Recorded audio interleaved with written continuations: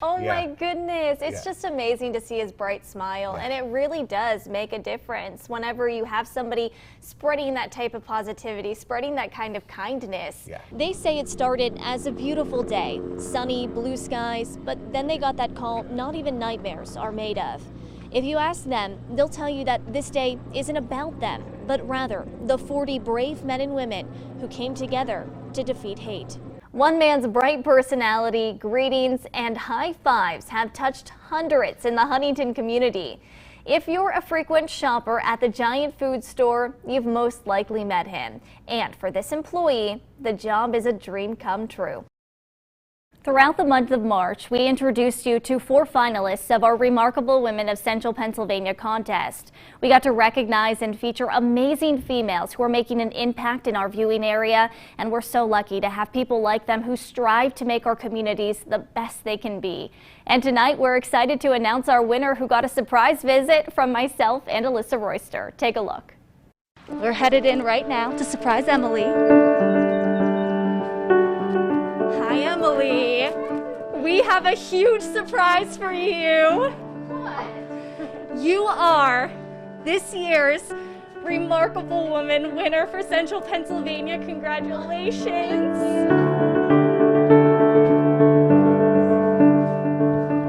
To call you amazing, to call you remarkable, it's just like those words aren't enough to truly describe you as a person because you're that incredible.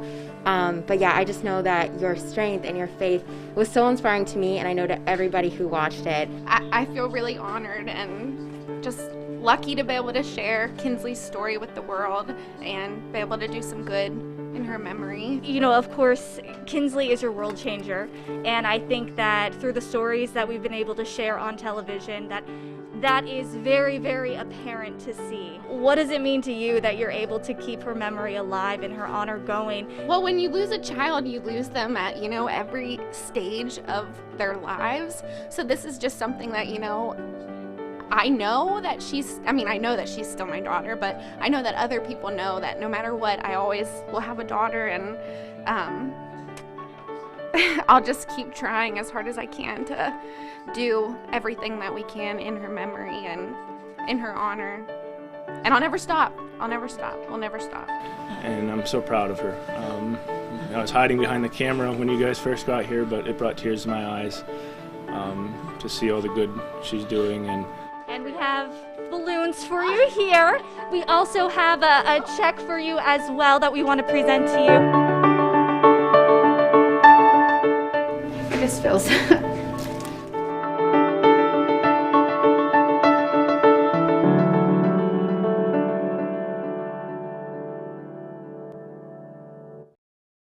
Seeing the images from this day make anybody wonder, how could anybody survive? There's just a gate here right now surrounding the property, but 1 year ago, Michelle's house, part of it was in the swimming pool. Some of it blew into the neighbor's yard and debris was lying in the streets. But Michelle, she is a fighter and she was determined to survive. There are some days you'll never forget. Everyone will tell you what they were doing, what they heard. For this Huntington community, Who thinks that their mom's gonna explode in a house? October 19th, 2020 is one of them. I remember looking and just seeing a big poof, like you see in the movies. A scene you only see in movies is Michelle Chauvelin's reality. I said, oh my God, it blew up. And the next thing I know, I was laying face down on the basement floor, covered in debris. I turned and saw flames, and I had touched my head for something, and I realized all my hair was gone. 1 year later, Michelle reflects. It's hard to believe.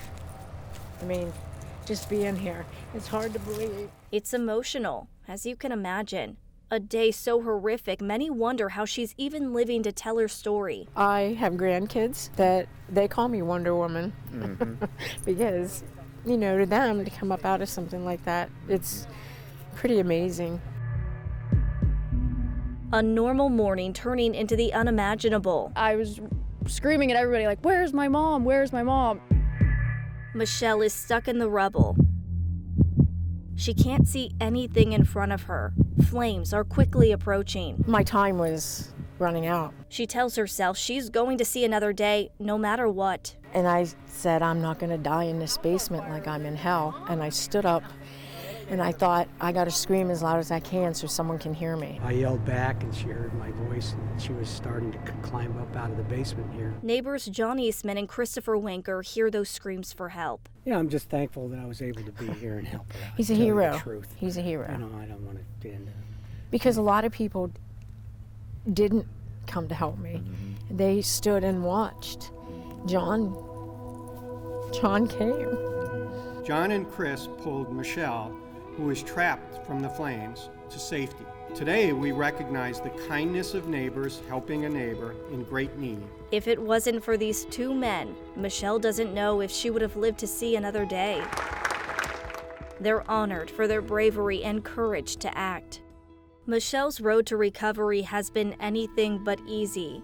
47% of her body was burnt with third-degree burns. I was in an induced coma for most of it because of the skin grafts. And at one point, I guess I had went into cardiac arrest. Skin grafts front and back, lungs scarred, and she's continuing to recover today. But she's here. Like when the sun is shining and bright, you know, I'm happy. I cry a lot because really, I probably shouldn't have been here, you know, to see all of this. Here to see her daily blessings, like her beautiful family who stood by her side day in and day out as she fought for her life. Where I don't remember her being there at the hospital, I said to her one day, "Did you sing 'You Are My Sunshine'?" She said, "Yeah, every day. It's the only song I could think to sing to you." This story has many layers. It's one of bravery, one of community, one of strength. It inspires us all to appreciate every day we're given. There's so many things there. Yeah, are what if? examples of. Sure, the medical staff and all these people did wonderful work, but there's also God's grace in this thing. So many lives that day were changed forever. There's some days I can go by here and I'm okay.